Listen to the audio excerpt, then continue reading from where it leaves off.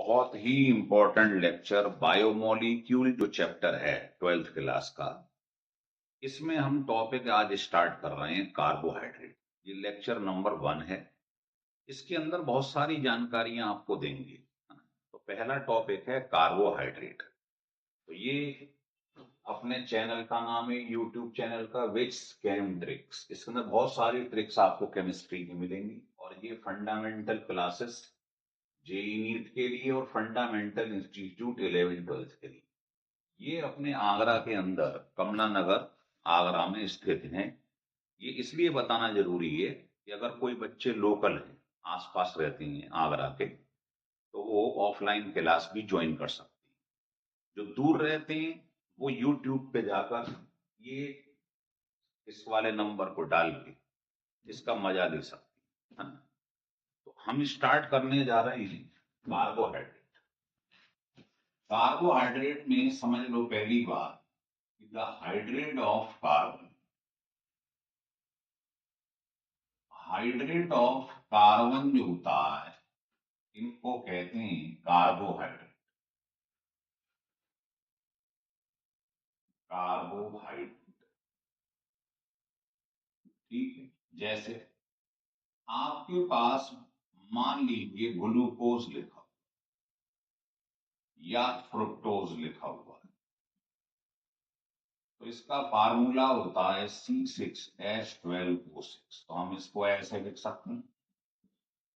तो आप देख रहे हो कार्बन में वाटर मिला है, तो कार्बन के हाइड्रेट क्या कहलाते हैं? कार्बोहाइड्रेट।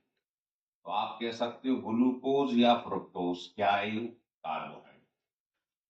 और एग्जाम्पल भी ले सकते हैं आप, जैसे शुगर या सुक्रोज या माल्टोज।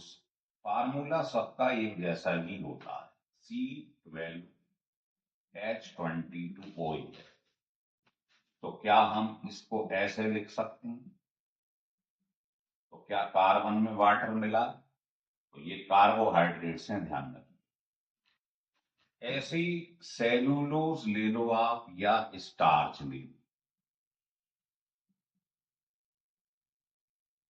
इसका फार्मूला होता है C6H10O5 whole to the power है। तो क्या मैं इसको ऐसे लिख सकता हूं? तो ये भी कार्बन का हाइड्रेट है, इसका मतलब ये भी कार्बोहाइड्रेट। तो कार्बोहाइड्रेट को चेक करने का तरीका है। लेकिन आप क्या देखोगे, यहां लिख रहा हूं, कभी कभी ऐसा भी होता है कोई कार्बन का हाइड्रेट नहीं, जिसे एक्सेप्शन देखिए। इसका नाम है रेनबूस।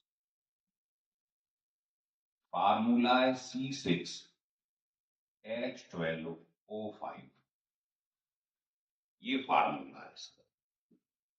अगर इसको हम चेक करें तो क्या मैं इसको वाटर की फॉर्म में लिख सकता हूं? नहीं लिख सकता हूं।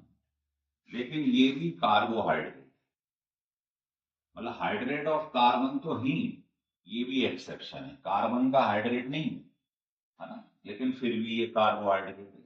अच्छा, कुछ कंपाउंड ऐसे लिखिए आप, जैसे formaldehyde, acetic acid, lactic acid. तो क्या ये कार्बन के हाइड्रेट हैं? यस। क्या ये कार्बन के हाइड्रेट हैं? यस। ये कार्बन के हाइड्रेट्स हैं तीनों, लेकिन ये कार्बोहाइड्रेट्स नहीं। तो इसलिए ये वाली डेफिनेशन जो है, ये पूर्ण रूप से सही नहीं। तो सही क्या है? इन्होंने जो फाइनल डिसीजन लिया वो ये लिया कि जो भी कार्बोहाइड्रेट होगा वो पॉलीहाइड्रोक्सी, मतलब उसमें कई सारे OH होने चाहिए, पॉलीहाइड्रोक्सी एल्डिहाइड होना चाहिए या पॉलीहाइड्रोक्सी कीटोन होना चाहिए। और दूसरा ऑप्टिकली एक्टिव होना चाहिए। ऑप्टिकली एक्टिव मतलब उसमें कम से कम एक कायरल कार्बन होना जरूरी। कायरल कार्बन तो आप जानते हैं, कार्बन पर जुड़ने वाले चारों ग्रुप क्या हों? अलग अलग। इस कार्बन को क्या कहते हैं? Chiral carbon. तो ये दो कंडीशन जो फुलफिल करता है वो होता है कार्बोहाइड्रेट। ये है मेन डेफिनेशन, ये ध्यान रखिए, लिख लीजिएगा इसे।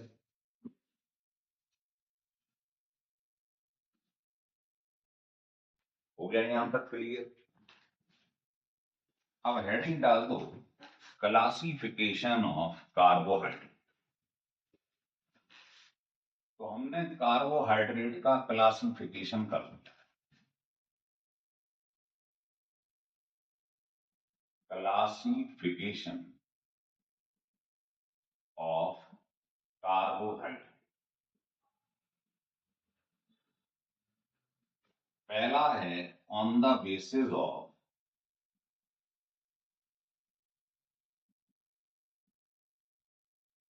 Physical property. तो फिजिकल प्रॉपर्टी के बेसिस पर इसको दो टाइप में बांटा। पहला होता है शुगर। शुगर वो होता है जो एक तो क्रिस्टलाइन सॉलिड होना चाहिए, वाटर में सॉल्युबल होना चाहिए, और स्वीट इन टेस्ट होना चाहिए।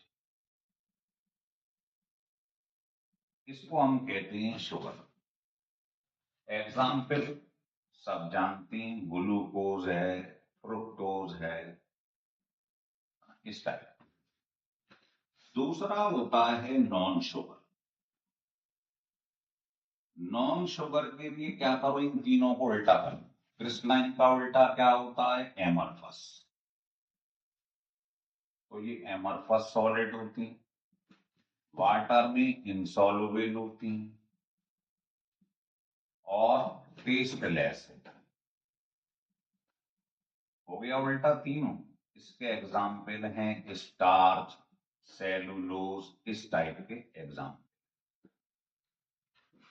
तो फिजिकल प्रॉपर्टी के बेसिस पर कार्बोहाइड्रेट को दो पार्ट में डिवाइड। अब आता है classification based on molecular structure. Molecular structure के बेसिस पर इसको तीन पार्ट में डिवाइड किया गया, यहां लिख रहा हूं। पहला होता है मोनोसैकराइड। मोनोसैकराइड इसे पढ़ेंगे अब। दूसरा होता है ओलिगोसैकराइड, और थर्ड होता है पॉलीसैकराइड।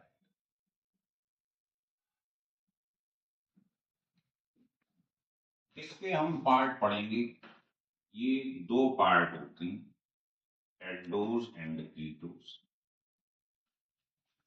इसके भी दो पार्ट होते हैं, डाइसैकराइड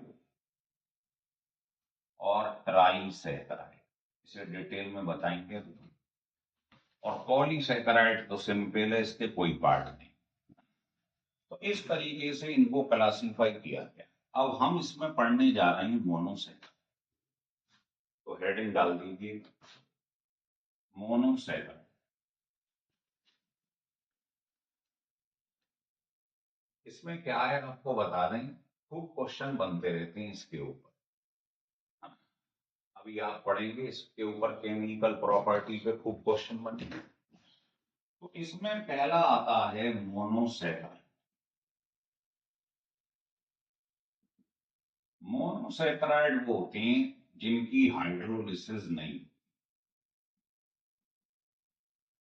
बस मेन बात ये ध्यान रखिए, जैसे ग्लूकोज है, फ्रुक्टोज है, इसी के एग्जाम्पल।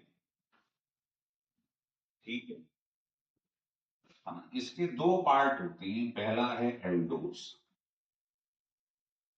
एल्डोज वो होता है जिनके अंदर एल्डिहाइड ग्रुप होता है, तो दे कंटेन एल्डिहाइड ग्रुप। ये इनका जर्नल फार्मूला होता है।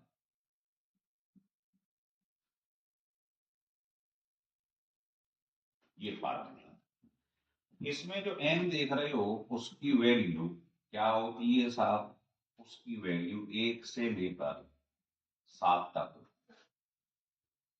अगर मैं यहां एन की जगह 1 रख दूं तो ये सबसे छोटा कार्बोहाइड्रेट आ जाएगा। इसका नाम है एल्डो और 3 कार्बन तो ट्राईबोस। अगर एन की जगह 2 रख दो,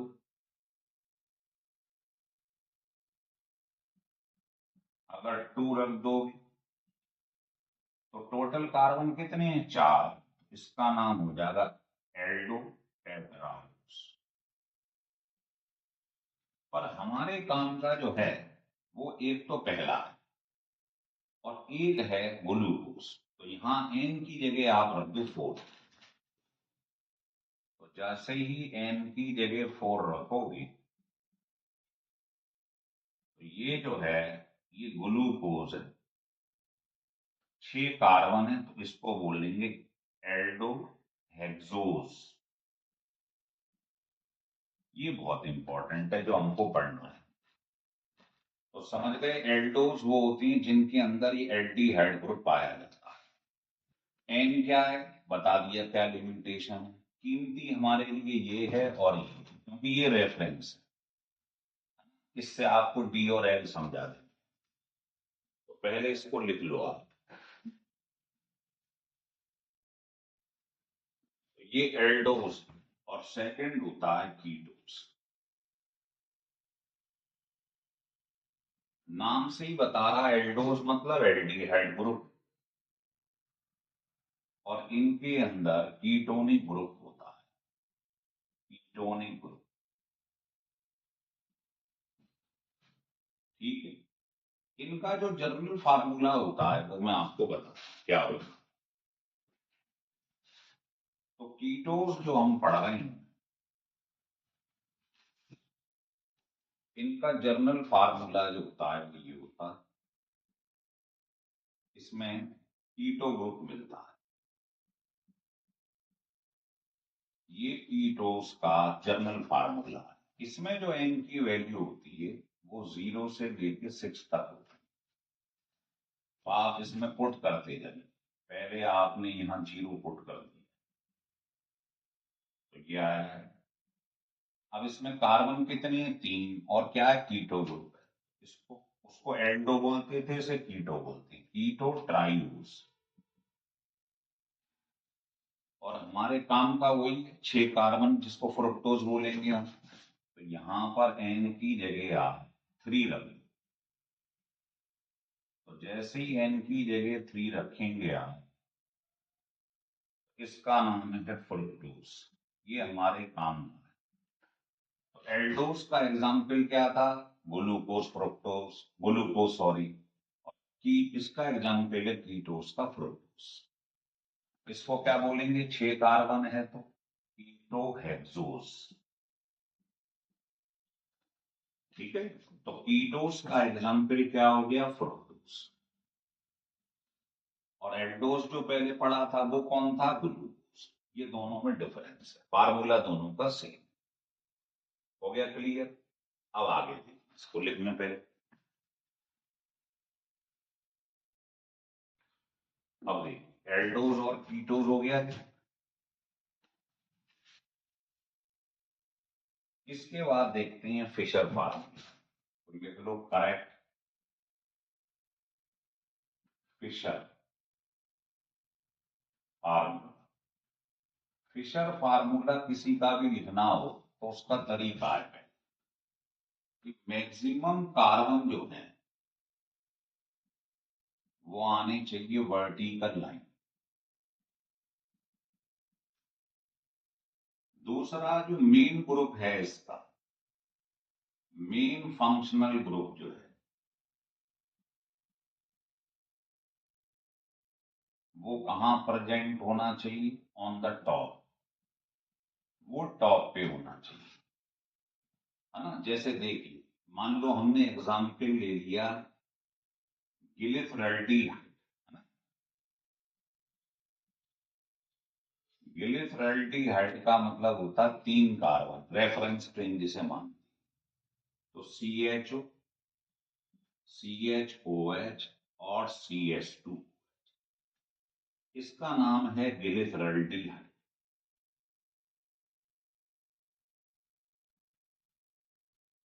अब देखिए, इसमें जो वर्टिकल लाइन में उसमें सबसे ज्यादा कार्बन, मैक्सिमम कार्बन होने चाहिए वर्टिकल लाइन में। अब बताओ, अगर आपने नॉमेनक्लेचर पढ़ा हो, एल्डिहाइड ग्रुप होता है अल्कोहल, एल्डिहाइड, तो इसको टॉप पे रखना है, 1 2 3।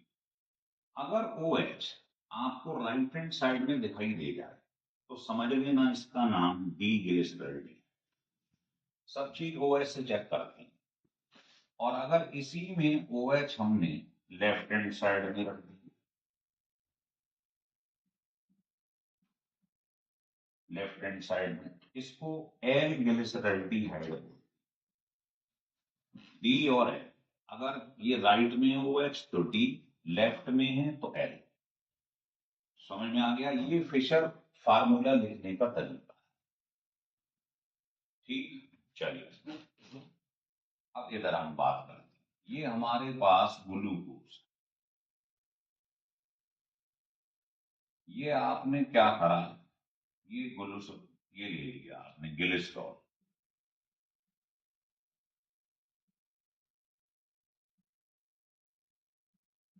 ग्लिसरॉल का फार्मूला है ये ले लिया। अब आप इस ग्लिसरॉल के फार्मूले को ढंग से देखिए, देख रहे हो आप? तो इस वाले कार्बन को देखिए, ये राइट हैंड साइड में दिखाई दे रहा है, ये ओ एच आपको लेफ्ट में दिखाई दे रहा है। तो यहां से नंबरिंग करिए, 1 2 3 4 5 6। तो दूसरा वाला जो है, इसमें ओ एच कहाँ है? राइट में, तो इसका नाम है 2D। तीसरे वाले में ओ एच लेफ्ट में है, तो ये है 3L। 4 में राइट पे है 4D। ओ एच को देखते हैं बस। 5 में राइट में ऐसे लिखा जाता है। क्लियर हो रहा है? तो ये लिखने का तरीका आप देख लो क्या है। अब इसमें ओ एच कहाँ आ रहा है? राइट में, तो ये ध्यान रखना, ये ओवरऑल जो है ये कैसा है? डी। ये डी ग्लूकोज है। और अगर इसको इंटरचेंज कर दूं तो ये एल हो जाएगा। हो रहा है क्लियर? लेकिन इसके बाद में आपको बताता हूं, लिख लो, पहले इसको लिख लो आप, कि नंबर ऑफ ऑप्टिकल आइसोमर कैसे निकाल। ऑप्टिकल आइसोमर निकालने का फार्मूला होता है 2 to the power n। पढ़ाया है आपको ऑप्टिकल आइसोमर। इसमें n क्या है? Number of chiral carbon. अब आप अगर ढंग से देखें, इस कार्बन पर चारों ग्रुप अलग अलग, इस पर भी चारों ग्रुप अलग अलग है, तो ये कुल मिला के जो चार दिखाई दे रहे हैं, ये चार, ये कायरल है। कायरल मतलब जिसपे चारों ग्रुप अलग अलग। चारों ग्रुप अगर आपको अलग अलग नजर आ जाए, इस कार्बन को कायरल कार्बन कहते हैं। तो इस ग्लूकोज में 4 कायरल कार्बन। तो ऑप्टिकल आइसोमर जो आई है उसका फार्मूला लगा दो। इसका मतलब ग्लूकोज के 16 ऑप्टिकल आइसोमर बने। लिख लो।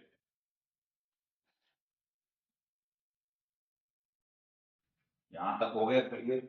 चलो, अब आपको साइक्लिक हेमिटल स्ट्रक्चर बता। देखिए, ग्लूकोज का साइक्लिक हेमिएसिटल स्ट्रक्चर ऑफ ग्लूकोज। देखिए, ग्लूकोज क्या होता है आपको मालूम है, ये लिखा हो, ठीक है? इस तरीके से बना लिया करो जल्दी जल्दी।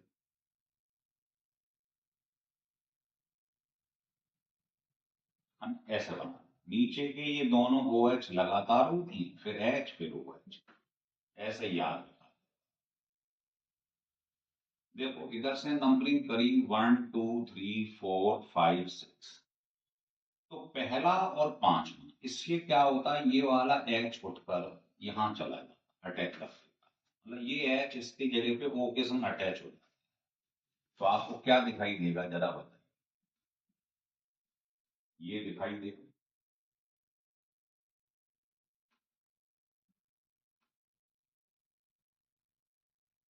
ये दिखाई दे।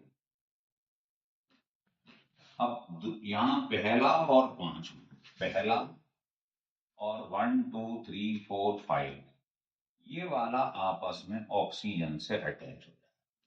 देखो ये H यहाँ अटैक करेगा तो यहाँ O बचे।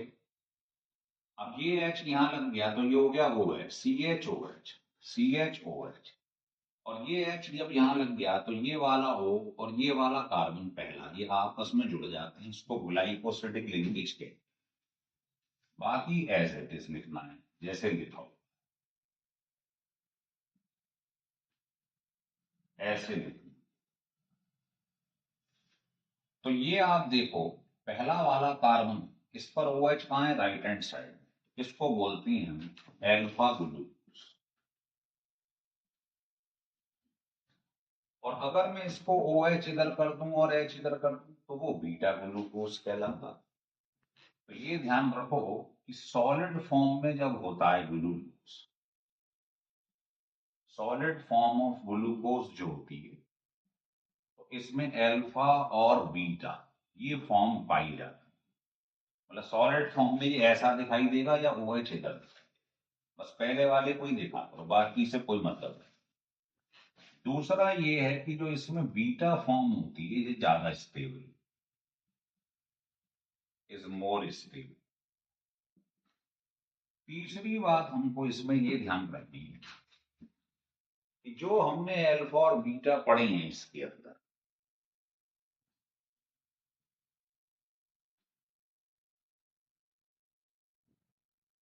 देख रहे हैं, ये अल्फा राइट हैंड साइड में हुआ है, चाहे उल्टा कर दूं तो बीटा हो जाएगा। तो अल्फा और बीटा जो हम पढ़ते हैं, अल्फा एंड बीटा फॉर्म, ये आपस में डाई स्टीरियोमर्स होता है। आप कहेंगे ये क्या होता है, तो वैसे तो आपको आइसोमेरिज्म में पढ़ा चुका हूं ऑप्टिकल में। डाई स्टीरियोमर्स वो होता है जैसे इसकी मिरर इमेज बनाओ, तो इसकी आपने देखा अल्फा और बीटा में क्या फर्क है, ये इधर आ जाएगा ये इधर, बाकी ऐसे। तो इसकी अगर मैं सामने एक मिरर लगा दूं तो क्या इसमें अल्फा से बीटा बनेगा, नहीं बनेगा, क्योंकि ये थोड़ी इंटरचेंज हो रहे हैं। मिरर में तो ये भी इंटरचेंज हो जाएंगे। भाई अल्फा में ये रहता है, बीटा में वो ऐसे इधर आ जाता है, बाकी ऐसे थे। तो अल्फा और बीटा एक दूसरे की मिरर इमेज नहीं है, इसको कहते हैं डाइस्टीरियोमर्स। अल्फा फॉर्म और बीटा फॉर्म क्या है, एक दूसरे की डाइस्टीरियोमर्स है, मतलब मिरर इमेज नहीं। समझ में आ रही बात। तो ये साइक्लिक हेमी एसिटल स्ट्रक्चर होता है, ये बहुत ज्यादा स्टेबल। चौथी बात ये भी लिख सकते हो आप कि जो साइक्लिक हेमी एसिटल स्ट्रक्चर होता है ग्लूकोज का, क्या होता है, मोस्ट स्टेबल फॉर्म होता है। ये लिख लो आप। हो गया, ग्लूकोज के स्ट्रक्चर क्लियर हो रहे हैं आपको, ठीक। अब देखिए ये क्लियर हो गया। अब आपको ये बता दें कि ये जो अल्फा ग्लूकोज है और इसको इंटरचेंज कर दो बीटा ग्लूकोज है, ये दोनों आपस में एनोमर्स होती है। आप कहेंगे ये क्या चीज है, देखिए, तो हेडिंग डाल देंगे हम एनोमर्स। दो टर्म पूछे जाती हैं, एक एनोमर्स और एक पूछा जाता एपीमर्स। देखो एनोमर्स के बारे में बात करते हैं। एनोमर क्या होता है, जो आप यहाँ स्ट्रक्चर बनाते हैं, ढंग से देखिए एक बार। अभी अभी आपने ये ग्लूकोज का स्ट्रक्चर बनाया, ध्यान है, पहला और पांचवा इसको इससे जोड़ दिया, बाकी आपको मालूम, नीचे वाले ये बना दिया, ऐसे कर, ध्यान, लिख के प्रैक्टिस करनी है। तो अब आप देखिए ये वाला कार्बन जो है पहला वाला, ये OH से भी जुड़ा है और O से भी जुड़ा है। तो जो कार्बन OH से भी जुड़ जाए और ईथर ग्रुप से भी जुड़ जाए, ये देखो कार्बन O से भी जुड़ा है और OH से भी, इस कार्बन को एनोमेरिक कार्बन कहते हैं। पहले तो ये समझ, अगर ये एनोमेरिक कार्बन डिफर कर रहा है, जैसे इसका नाम क्या था, इसका नाम था एल्फा ग्लूकोज, और बीटा बनाऊंगा तो ये इधर आ जाएगा, ये इधर, बाकी ऐसे। तो अगर पहले वाला कार्बन जो कि एनोमेरिक कार्बन है उस पर फॉर्म चेंज हो रही है तो आप कहोगे वो एनोमर्स है। इसका मतलब एल्फा और बीटा फॉर्म जो है ग्लूकोज, वो क्या है, वो एनोमर्स है। क्यों? क्योंकि जो एनोमेरिक कार्बन है जिस पर OH और O लिखा है, ये बात, ये अल्फा और बीटा में यही तो इंटरचेंज हो रहा है, बाकी तो सब सेम है। तो एनोमेरिक कार्बन पे अगर चेंज हो रहा है OH तो आप समझ लेना ये क्या कहलाएंगे, अल्फा और बीटा आपस में एनोमर्स। आ रहा है समझ में? लिख लो। फिर मैं आपको बताता हूं एपीमर्स क्या होती है। तो ये ध्यान रखना, ये केवल पहले कार्बन पर ही होता है एनोमेरिक कार्बन। लिख लो, एनोमेरिक कार्बन कहां होता है, it is present only at first position. Epimers क्या होती है, जैसे अभी अभी आपने स्ट्रक्चर बनाया ग्लूकोज का, सिंपल फॉर्म लिखा, ये ले लो। ये वाले लगातार दो OH आते हैं, ये ध्यान रखना नीचे वाले, और फिर CH2, है ना। अगर OH राइट हैंड साइड में है तो आप समझ गए D, और अगर OH इधर H इधर कर दूं, बाकी सब सेम है, ये बदल दूं तो कहलाता L, L ग्लूकोज। अब इसमें देखिए, एक कार्बन, दो, तीन, चार, पांच, छह, इसको छोड़ दो क्योंकि ये होता है नंबर वन वाला एनोमेरिक, अभी बताया इसको। इसके अलावा किसी भी कार्बन पे अगर ये इंटरचेंज हो गया, बाकी सब सेम है।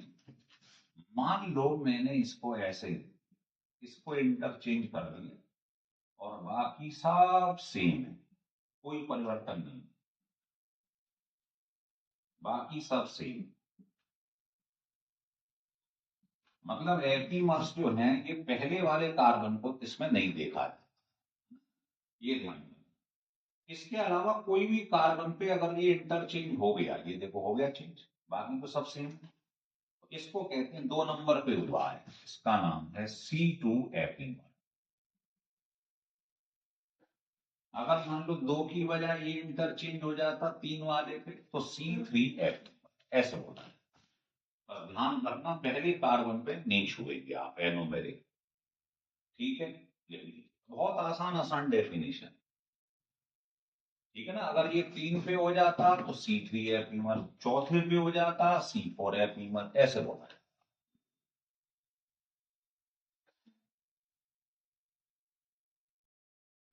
हो गया यहां तक के लिए। तो अभी तक हम जो आपको पढ़ा रहे थे वो मोनोसैकेराइड के दो पार्ट थे, एल्डोज और कीटोज। अब हम पढ़ाने जा रहे हैं सेकंड पार्ट जिसको हम ओलिगोसैकेराइड कहते हैं। ओलिगोसैकेराइड, ओलिगोसैकेराइड क्या होती है कि अगर इनको वाटर में डाल तो they give fixed number. Fixed number में हम दो या तीन लेते हैं, fixed number of monosaccharide. Monosaccharide, monosaccharide जानते हैं किसे कहती हैं, जैसे ये ग्लूकोज, ये फार्मूला जो होता है ये मोनोसैकेराइड का, ऑन हाइड्रोलिसिस।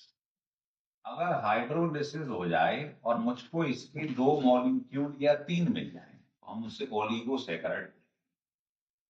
तो ये दो टाइप का होता है, लिख लो देयर आर टू टाइप। पहला होता है डाइसैकेराइड,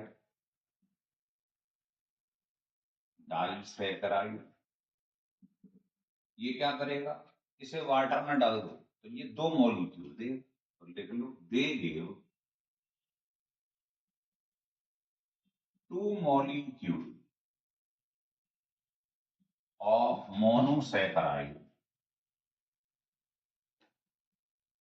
ऑन हाइड्रोलिसिस। इनको वाटर में डाल दो तो ये दो मॉलिक्यूल दे।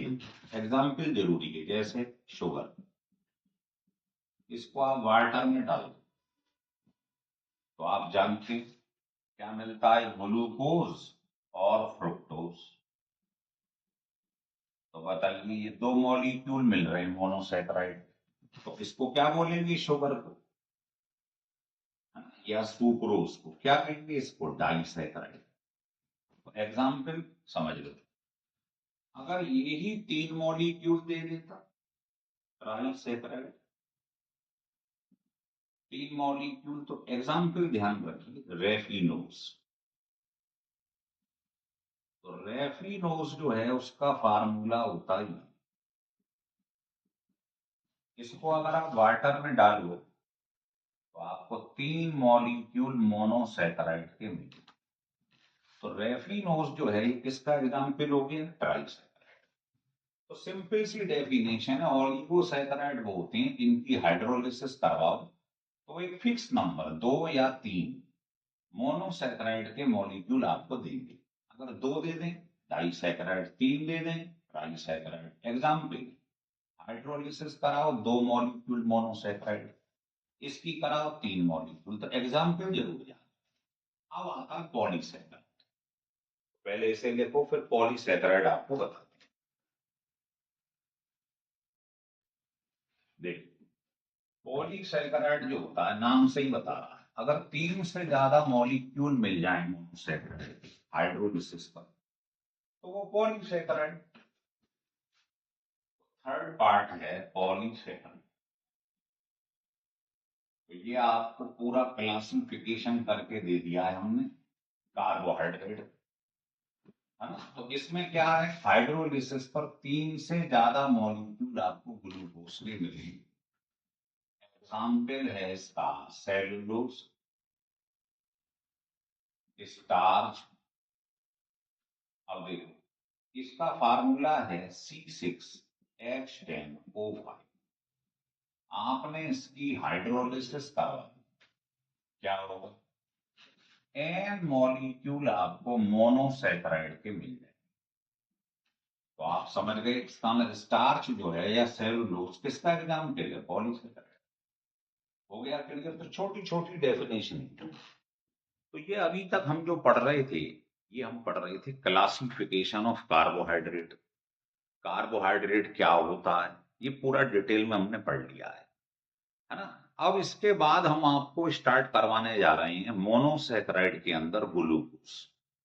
तो आप ग्लूकोज पढ़ेंगे, फिर फ्रुक्टोज पढ़ेंगे, फिर डाइसैकेराइड पढ़ेंगे, फिर पॉलीसैकेराइड पढ़ेंगे। अभी ने डिटेल में बताएंगे हम आपको, है ना। तो अगर ये वीडियो आपको अच्छा लगा हो, मजा आ गया हो साहब, है ना, ये लेक्चर 1 है, तो आप इसको सब्सक्राइब और लाइक जरूर करें, है ना? और ये जरूर ध्यान रखिए जो लोग आगरा के अंदर रहते हैं वो फंडामेंटल क्लासेस कमला नगर में जेई नीट के लिए अभी एक पेपर होने जा रहा है ना, स्कॉलरशिप का, दिसंबर में। थोड़ा बता दूं, 18 दिसंबर को और 25, ये दोनों संडे हैं। ये वो हैं जो 10th करके 11th में आने वाले हैं, इस साल अपीयर्ड हैं 10th क्लास में, उनके लिए गोल्डन चांस है। ये स्कॉलरशिप टेस्ट सुबह 10 से 11 हो, इसमें 10th का कोर्स होगा, ये भी बता दें 10th क्लास का इसके अंदर कोर्स, फिजिक्स केमिस्ट्री और मैथमेटिक्स। तो वो आपको पेपर देना है स्कॉलरशिप। अगर हमें लगता है कि ये बच्चा कैपेबल है ना, तो फिर हम उसको अप टू 50% स्कॉलरशिप देंगे। और फीस हमारी सब कोचिंगों से आपको कम मिलेगी, आप ट्राई करके देखें, है ना। ये वो भी है, सेवा भाव भी है कि भाई सब बच्चे मैनेज नहीं कर पाते, इतनी फीस नहीं दे पाते, इसलिए इसको करा गया है। तो ये जो 10th वाले बच्चे हैं जो इस साल 10th दे रहे हैं, 10th है पीरियड है, अगले साल 11th में आएंगे, उनके लिए ये बैच जो जेई और नीट वाला है, इसका स्कॉलरशिप टेस्ट 18 या 25 को, 2 तारीख को होगा, जब आपको सूटेबल लगे थे, सुबह 10 to 11। 10th क्लास का कोर्स इसके अंदर आएगा, फिजिक्स केमिस्ट्री में, है ना। ऑब्जेक्टिव पेपर होगा, वो आप दीजिए। अगर कैलिबर है आपके अंदर तो आपको स्कॉलरशिप फिर हम देंगे उस हिसाब से, ठीक है। चलो।